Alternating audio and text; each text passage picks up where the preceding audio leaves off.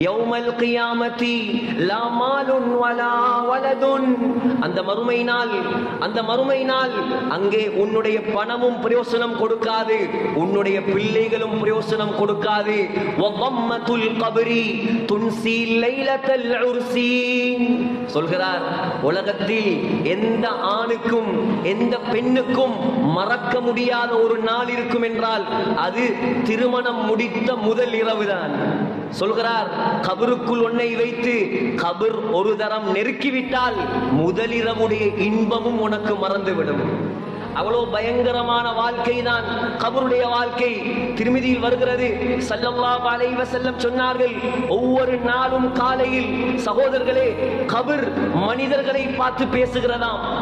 ஒவ்வொரு நாளும் காலையில் கபர் பேசுகிறதாம், அனபைத்துல் குர்பா, நான் அறிமுகம் இல்லாத வீடு.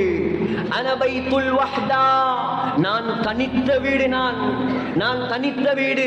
அனபைத்துல் லுல்மா, நான் இருட்டு வீடு. அனபைத்துத் துராப், நான் மண் வீடு. நான் மண் வீடு. அனபைத்துல் வஹ்ஷா, நான் வெறிச்சியின் வீடு. நான் வெறிச்சியின் வீடு. என்னை ஒளிமயமாக்க வேண்டுமா, கபரை ஒளிமயமாக்க வேண்டுமா சகோதரர்களே, அங்கே யாராலும் பல்ப் போட முடியாது, அங்கே யாராலும் லைட் போட முடியாது. உலகத்தில் நீங்கள் அல்லாஹ்வுக்காக செய்யக்கூடிய அமல்கள் தான் உங்களுடைய கபர்களை வெளிச்சமாக்கும். உலகத்தில் நீங்கள் அல்லாஹ்வுக்காக செய்யக்கூடிய சதகாக்கள் தான் உங்களுடைய கபர்களை வெளிச்சமாகும். உலகத்தில் நீங்கள் அல்லாஹ்வுக்காக கொடுத்த காலங்கள் நேரங்கள் தான் உங்களுடைய கபர்களை வெளிச்சமாக்கும். சிந்தித்து பார்ப்போம் சகோதரர்களே.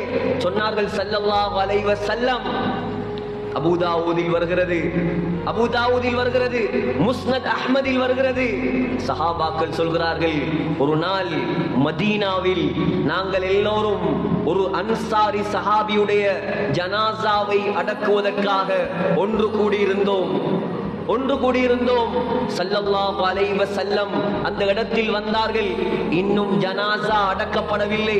ஸல்லல்லாஹு அலைஹி வஸல்லமுடைய கையில் ஒரு அஸா இருந்தது.